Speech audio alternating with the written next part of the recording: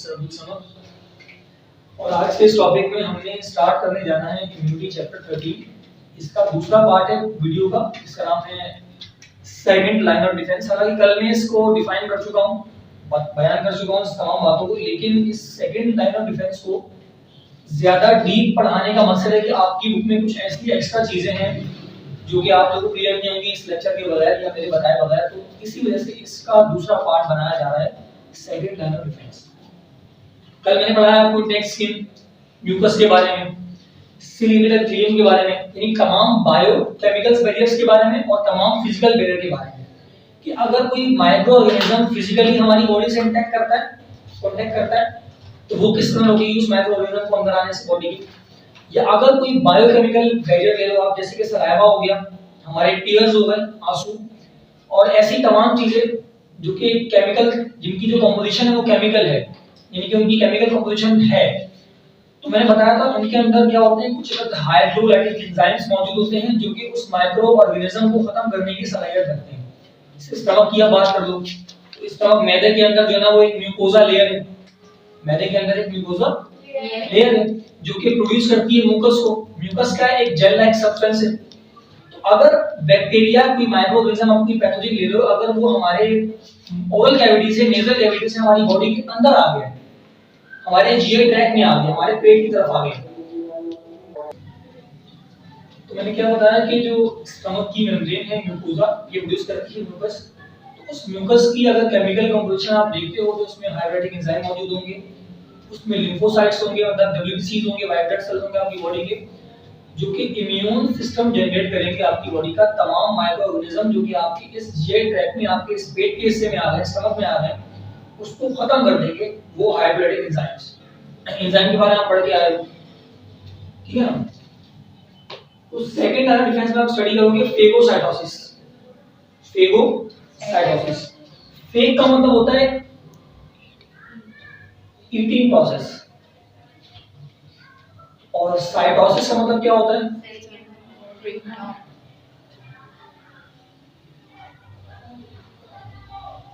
Breakdown. क्या होता है कि सेल किसी भी एक माइक्रो ऑर्गेनिज्म को, एक इन्फेक्टेड बॉडी को अपने में अंदर लाता है, लाकर उसे तोड़कर खाना स्टार्ट करता है, ये कहलाता है फेगोसाइटोसिस। क्या कहलाता है, फेगोसाइटोसिस। बात आ रही है समझ? इस फेगोसाइटोसिस में आपके पास एग्जांपल आती है न्यूट्रोफिल्स। किसकी? न्यूट्रोफिल्स टाइप होते हैं हमारे व्हाइट ब्लड सेल के। आगे आप आगे पढ़ेंगे व्हाइट ब्लड सेल्स, डब्ल्यूबीसीज, इसकी मुख्तलिफ टाइप्स होती हैं। तो उस व्हाइट ब्लड सेल का एक हिस्सा है जिसका नाम है न्यूट्रोफिल। ये न्यूट्रोफिल क्या है, ये मोस्ट अबंडेंट टाइप ऑफ डब्ल्यूबीसीज जो कि पाए जाते हैं हमारी बॉडी में। सबसे ज्यादा पाए जाने वाले डब्ल्यूबीसीज हमारे बॉडी में होते हैं न्यूट्रोफिल्स। इनका रोल है, हमारा ग्रेट रोल है इनका हमारे सिग्नल्स को मैन्युफैक्चर करने में। सिग्नल्स मतलब हमारे बायोकेमिकल सिग्नल्स या हमारे फिजियोलॉजिकल सिग्नल्स को जनरेट करने में। जैसे कि मैं कहता हूं कि हमारी बॉडी में कोई पार्टिकल आ गया, कोई भी कह लो कि पैथोजन आ गया, कि बैक्टीरिया, वायरस वगैरह आ जाता है, तो ये एक्टिवेट होंगे और एक स्पेशल टाइप का फिजियोकेमिकल, ये कह लो कि एक स्पेशल टाइप का सिग्नल जनरेट करेंगे, फिजियोलॉजिकल सिग्नल जनरेट करेंगे न्यूट्रोफिल्स। तो एग्जांपल ले लो कि ये पूरा हमारी बॉडी का सेल है और ये न्यूक्लियस है। होता क्या है, इस सेल के पास मुख्तलिफ ऑर्गेनिजम्स को या मुख्तलिफ कहने के चीजों को, ऑर्गेनील्स को सॉरी कह सकते हैं आप, ट्रैक करने के लिए, पकड़ने के लिए क्या लगे होते हैं, रिसेप्टर्स लगे होते हैं। रिसेप्टर्स को समझ लो गेट है ये, मतलब अगर किसी भी एक चीज को सेल के अंदर एंटर होना है तो वो इस गेट से होगा, इस रिसेप्टर से होगा। और मुख्तलिफ टाइप के रिसेप्टर्स हैं, एग्जांपल आपको दी है फ्लैजेलेंट प्रोटीन के रिसेप्टर्स हैं। फ्लैजेलेंट प्रोटीन क्या होगी, जो कि सेल के अंदर आना चाहेगी वो अपने इस दरवाजे से आएगी। सिमिलरली अगर आप देखो पेप्टाइडोग्लाइकेंस हैं, ये भी एक टाइप की क्या है, peptidoglycan. Glycan means glucose, peptide मतलब प्रोटीन, प्रोटीन और ग्लूकोज के मिलकर, इन दोनों से मिलकर क्या बना हुआ है, एक कॉन्जुगेट मॉलिक्यूल बना हुआ है जो कि सेल के अंदर एंटर होना चाह रहा है। ये भी अपने इस खास दरवाजे से, अपने इस खास रिसेप्टर से आएगा। इस तरह है ग्लाइकोप्रोटीन्स, ये भी कॉन्जुगेट मॉलिक्यूल है, ये भी इस अपने खास दरवाजे से, रिसेप्टर से सेल के अंदर आएगा। आई बात समझ? ये एग्जांपल दीजिए, कोई भी ऐसा मॉलिक्यूल जो कि हमारी बॉडी में आता है, तो हमारी बॉडी किससे बनी हुई है, सेल से बनी हुई है, वो सेल में एंटर होने की कोशिश करता है। क्या करता है? सेल में एंटर होने, ताकि वो हमारे व्हाइट ब्लड सेल्स को खाना स्टार्ट करे। जैसे वो हमारे व्हाइट ब्लड सेल्स को खाना स्टार्ट करेगा तो वो हमारे इम्यून सिस्टम पर क्या हासिल कर लेगा? हमारे इम्यून सिस्टम पर एक कुवत हासिल कर लेगा, उसका एक राज हो जाएगा कहने सिस्टम पर, हमारे सेल पर, हमारे इम्यून सिस्टम पर, क्योंकि वो हमारे सेल में आके हमारे इम्यून सेल्स को खराब कर रहा है, डिस्ट्रॉय कर रहा है, हमारे डब्ल्यूबीसीज को मार रहा है। तो क्या करते हैं कि न्यूट्रोफिल्स पहली फुर्सत में क्या करते हैं? एक सिग्नल जनरेट करते हैं। क्या करते हैं? और एक्टिवेट करते हैं अपने आप को, ताकि ये डब्ल्यूबीसीज उस माइक्रो ऑर्गेनिज्म को खत्म कर पाए, डिस्ट्रॉय कर पाए। बात समझ आती है यहां तक? और ये भी जिस अमल के तहत उस माइक्रो ऑर्गेनिज्म को तोड़ते हैं वो कौन सा प्रोसेस है? फेगो, यहाँ पर लिखा अभी ये नॉन स्फेरिकल शेप के होते हैं और ये फेगोसाइटाइज्ड सेल्स होते हैं, मतलब किसी भी माइक्रो ऑर्गेनिज्म को खाने की सलाहियत इनमें मौजूद होती है। आधी बात समझ आ रहा? कोई मसला तो नहीं है? तो देखो यहाँ पर लिखा भी है कि करते हैं production and secretion of antiviral interferons and cytokines. ये सिग्नलिंग मॉलिक्यूल्स होते हैं, ये सिग्नलिंग मॉलिक्यूल्स होते हैं जब कोई भी वायरल इन्फेक्टेड बॉडी या एक इन्वेडेड बॉडी पैथोजन की सेल में एंटर होती है तो सेल का स्पेसिफिक टाइप का इम्यून सिस्टम जनरेट होता है, यानी कि स्टार्ट हो जाता है चलना। और होता क्या है कि ये सेल्स जो है हमारी बॉडी में, इम्यून सेल्स, ये एंटीवायरल इंटरफेरोन्स को और साइटोकाइन्स को एक्टिवेट करते हैं। किसको? साइटोकाइन्स को और एंटीवायरल इंटरफेरोन्स को करते हैं, एक्टिवेट करते हैं। ये उसके बिहाफ पर, उस माइक्रो ऑर्गेनिज्म के आने के बिहाफ पर एक स्पेसिफिक टाइप का सिग्नल जनरेट करते हैं। क्या करते हैं? स्पेसिफिक टाइप का सिग्नल जनरेट करते हैं। और जब सिग्नल जनरेट होता है तो हमारी बॉडी के तमाम इम्यून सेल्स जो होते हैं, हमारी बॉडी के तमाम इम्यून सेल्स होते हैं, वो एक स्पेसिफिक टाइप का एक रिस्पांस जनरेट करते हैं, मतलब कि एक उनको सिग्नल प्रोवाइड करते हैं पूरी इम्यून सिस्टम को। ये तमाम जो इंटरफेरोन और साइटोकाइन्स हैं, जब सिग्नल प्रोवाइड कर दिया तो इम्यून सिस्टम एक्शन लेता है, अपना काम स्टार्ट करते हैं। समझो पुलिस वाले हमारी बॉडी में एंटर हो गया कोई माइक्रो ऑर्गेनिज्म, जैसे एंटर हुआ और पुलिस वालों ने क्या कर दिया? उन पर हमला कर दिया। हमारी बॉडी क्या है? ये गार्ड सेल्स है, हमारी बॉडी के गार्ड है ये, ठीक है ना? आधी बात समझ आ तक? कोई मसला तो नहीं? जैसे मोनोसाइट्स है, मोनोसाइट्स पे आ जाए। मोनोसाइट्स भी एक टाइप के डब्ल्यूबीसीज है, जिसका न्यूट्रोफिल्स है, उस तरह मोनोसाइट्स है, लेकिन इनका डब्ल्यूबीसीज में जो कंट्रीब्यूशन होता है, इनकी जो तादाद होती है, वो सिर्फ और सिर्फ आप कह लें 3 to 5% हमारी जो ना बॉडी का डब्ल्यूबीसीज का हिस्सा होते हैं ये मोनोसाइट्स, ठीक है ना? साइट मतलब सेल्स, मोनोसाइट सेल्स, ये भी डब्ल्यूबीसीज के सेल्स ही होते हैं। इनकी जो लाइफ स्पैन है वो 2 to 5 डेज है। 2 से 5 दिन के लिए हमारी बॉडी में आते हैं ब्लड स्ट्रीम में क्या सेल्स मौजूद है ना, और हमारे इम्यून सिस्टम को एक रिस्पांस जनरेट करवाते हैं हमारी बॉडी में। उसके बाद ये खुद ब खुद डिस्ट्रॉय हो जाते हैं, खुद ब खुद बनते हैं। तमाम डब्ल्यूबीसीज अगर आप देखोगे तो उनका जो टोटल लाइफ स्पैन होता है वो तकरीबन, या तो वो तकरीबन कोई 1.5 से 2 मंथ होगा कि वो 1.5 से 2 मंथ के अंदर बनेंगे और खत्म हो जाएंगे, या फिर 7 से 9 दिन भी हो सकता है, depending upon the type of डब्ल्यूबीसीज कि किस टाइप का डब्ल्यूबीसी है, व्हाइट ब्लड सेल है। तो व्हाइट ब्लड सेल की पूरी कॉम्पोजिशन बताऊंगा कितने इसके होते हैं, ठीक हो गया?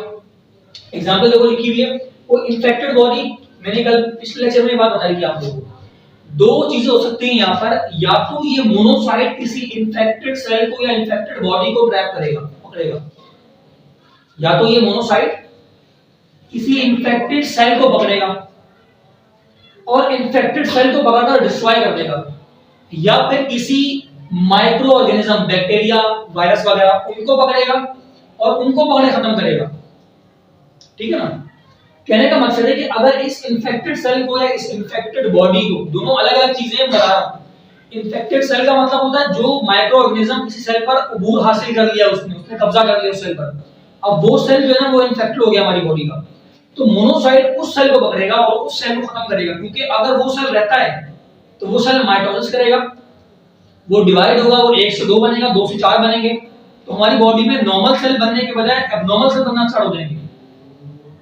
तो ये मोनोसाइट क्या करेगा? एक तो ये काम करेगा कि इन्फेक्टेड सेल्स को पकड़ेगा, दूसरा इन्फेक्टेड बॉडीज, लाइक अगर आप बात कर लो अलग-अलग है आपका वायरसेस, बैक्टीरिया, कोई पैथोजन की आप बात कर लो कि पैथोजन होगा, उसको पकड़े खत्म करेगा by the help of phagocytosis. एक ही मन यहाँ पे होगा फेगोसाइटोसिस। तो मोनोसाइट का ये किरदार है। इसके अलावा मैक्रोफेजेस पे आ जाओ।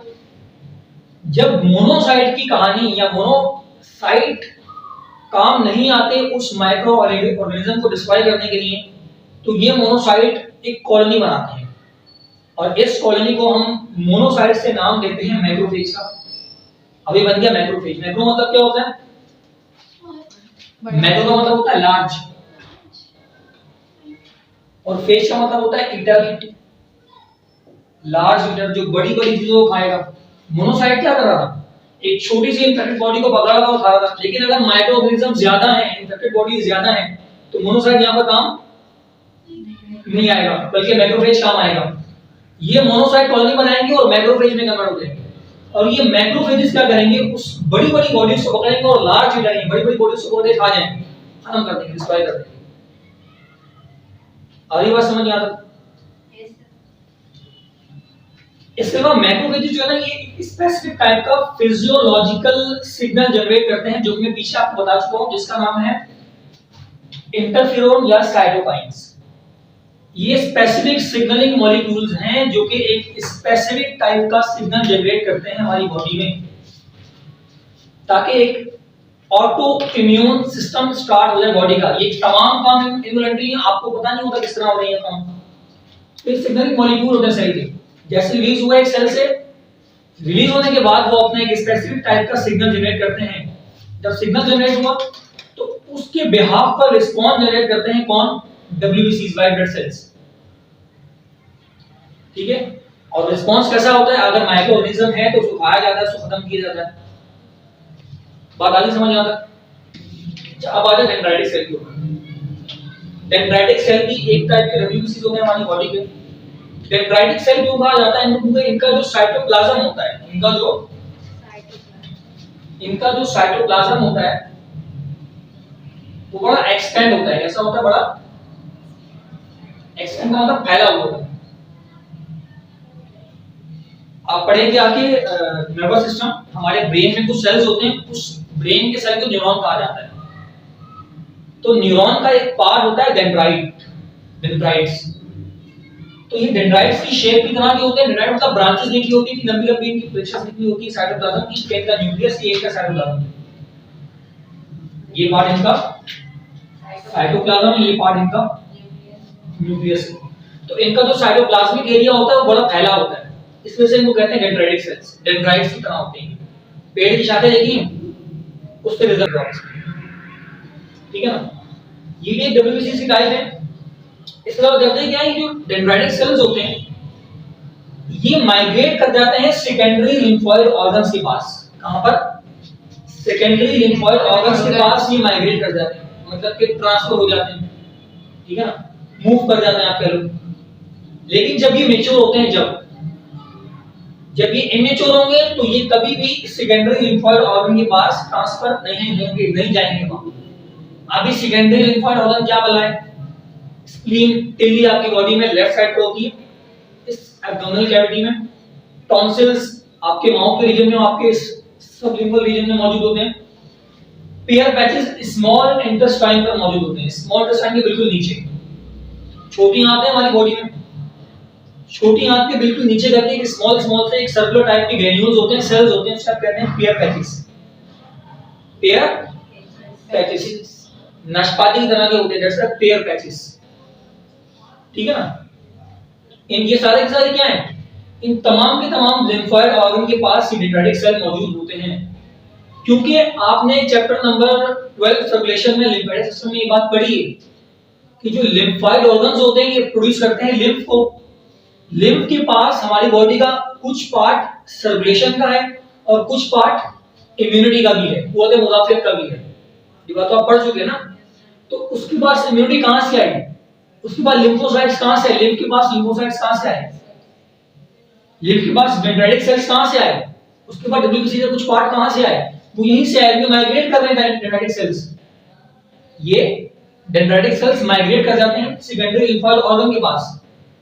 मैंने एग्जांपल दिया आपको, टॉन्सिल्स हैं, स्प्लीन है, पेयर पैचेस है। ये ऐसा क्यों हो रहा है? डेंड्राइटिक सेल क्यों फैल रहे हैं बॉडी में? क्योंकि हमारी बॉडी में कहीं से भी अल्लाह ताला ने जहां जहां अपनी रखी है हमारी बॉडी में, वहां वहां बैक्टीरिया मौजूद है, वहां वहां तमाम माइक्रो ऑर्गेनिज्म के आने के चांसेस ज्यादा हैं, जहां जहां होती है। तो उससे बचने के लिए एक तो अल्लाह ने हमें म्यूकस मेम्ब्रेन दी, जो लगातार म्यूकस प्रोड्यूस कर रही है। म्यूकस मतलब एक तो हमारी ओरल कैविटी में है, नेजल कैविटी में, बलगम जिसको आप म्यूकस कहते हैं। इसके अलावा बॉडी की तमाम ओपनिंग्स में, आई में टीयर्स दी, आईज में टीयर्स दी, आंखों में आंसू दिए, ठीक है ना। हमारी बॉडी में लाइक अगर आप बात कर लो, एक प्रोटेक्टिव कवरिंग है, म्यूकस की मेम्ब्रेन है जो कि एक जेल लाइक सब्सटेंस प्रोड्यूस कर रही है। हमारी एनल कैविटी देख लो, हमारी ओटिक कैविटी देख लो, कान में वैक्स मौजूद होता है। एनल कैविटी देख लो, हमारी बॉडी की रेक्टल कैविटी देख लो आप, ठीक है ना। रेक्टल रूट देख लो आप, एनल रूट देख लो आप, वेजाइनल रूट देख लो आप। तो तमाम के तमाम रूट्स के पास अल्लाह ने कवरिंग रखी हुई है, ताकि कोई भी पैथोजन, कोई भी माइक्रो ऑर्गेनिज्म अगर अंदर आता है तो वो ट्रैप हो जाए उस लेयर से, क्योंकि वो लेयर प्रोड्यूस कर रही होती है म्यूकस, एक जेल टाइप सब्सटेंस, एक वैक्सी सब्सटेंस, एक गाढ़ा लिक्विड, ठीक है। बात क्लियर हो गई यहां तक बात? कोई मसला? देखिए अब जो आखिरी चीज बची है आज के लेक्चर की, वो है साइटोटॉक्सिसिटी। साइटोटॉक्सिसिटी क्या होती है? मैं कहता हूं किसी हमारे बॉडी में कोई टॉक्सिक सेल बनना स्टार्ट होता है, कैंसर का सेल, ट्यूमर का सेल। देखिए कैंसर और ट्यूमर में डिफरेंस है, दोनों में क्या है? डिफरेंस है। कैंसर जो होते हैं ये एब्नॉर्मल सेल्स होते हैं। कैंसर क्या होते हैं? Abnormal sales. और कैंसर की दो टाइप होती है, कैंसर की दो टाइप्स होती हैं, एक तो बेनिन और एक ट्यूमर। एक बेनिन और एक ट्यूमर। जब कैंसर पहली स्टेज में होता है वो कहलाता है ट्यूमर। क्या कहलाता है? ट्यूमर। ट्यूमर से मतलब ले लो कि मैं कहता हूं कि बॉडी की किसी पार्ट पर, हाथ पर चोट लग जाती है। चोट लगने से क्या होता है? वो जख्म बढ़ना स्टार्ट हो रहा है। जब वो जख्म बढ़ना स्टार्ट हो रहा है तो वो ट्यूमर है हमारे लिए। वो क्या है? ट्यूमर है। लेकिन जब वो अपने अहाते से ज्यादा बढ़ जाए, अपनी वो लास्ट स्टेज में चला जाए, वो कहलाता है मेनिन। मेनिन, ठीक है ना। तो कैंसर की एग्जांपल ले लो आप, या ट्यूमर की एग्जांपल आप ले लो, ठीक है ना। तो साइटोटॉक्सिसिटी क्या होती है? देखिए होता क्या है कि हमारा इम्यून सिस्टम मौजूद है, तमाम चीजों को चेक एंड बैलेंस कर रहा है, चेक करने के लिए। तो ये ऐसा टॉक्सिक सेल, कैंसर सेल, एक ट्यूमर सेल हमारी बॉडी में बनना स्टार्ट होता है। जैसे ही बनना स्टार्ट होता है तो उसके नतीजे में दोबारा रिस्पॉन्स जनरेट होता है। और आगे आप पढ़ेंगे अगली नेक्स्ट क्लास के अंदर, जो कि हम कहते हैं एनके सेल्स, जिसको एक नाम है नेचुरल किलर सेल्स, ये भी वाइट ब्लड सेल की टाइप है। और एक जो है ना आपके पास होते हैं साइटोटॉक्सिक सेल्स, जिसको आप टीसी सेल्स भी कहते हो। साइटोटॉक्सिक सेल्स और एनके सेल्स क्या कह लो आप? Natural killer cells. ये दोनों के दोनों डिफरेंट टाइप से, दोनों के दोनों डिफरेंट टाइप से रिस्पांस को जनरेट करते हैं। क्या करते हैं? जैसे ही टॉक्सिसिटी मतलब जहरीलापन, कोई डेंजरस चीज बनना सेल में स्टार्ट हो गई, बॉडी में बनना स्टार्ट हो गई है, तो एक बॉडी का स्पेसिफिक सेल, आप एग्जांपल ले लो एनके सेल, या एग्जांपल ले लो साइटोटॉक्सिक सेल, ये एक स्पेसिफिक टाइप का पहले तो सिग्नल भी जनरेट करता है। पहली बात, स्पेसिफिक टाइप का सिग्नल भी जनरेट करता है, और दूसरा अपना एक्शन लेता है उसके ऊपर, पहले खत्म कर देगा और एक सिग्नलिंग मॉलिक्यूल होगा, सिग्नल जनरेट करेगा। तो होता क्या है, एक टॉक्सिसिटी, जहरीलापन अगर सेल में बनना स्टार्ट हो गया है, तो उस जहरीलेपन को का एहसास दिलाने के लिए, किसी दूसरे को बताने के लिए, एक सिग्नल देने के लिए, जो ये दो सेल्स हैं टीसी सेल्स या एनके सेल्स, मुख्तलिफ टाइप का एक्शन जनरेट करते हैं, जो कि इंशाल्लाह हम नेक्स्ट क्लास के अंदर उसको पढ़ेंगे।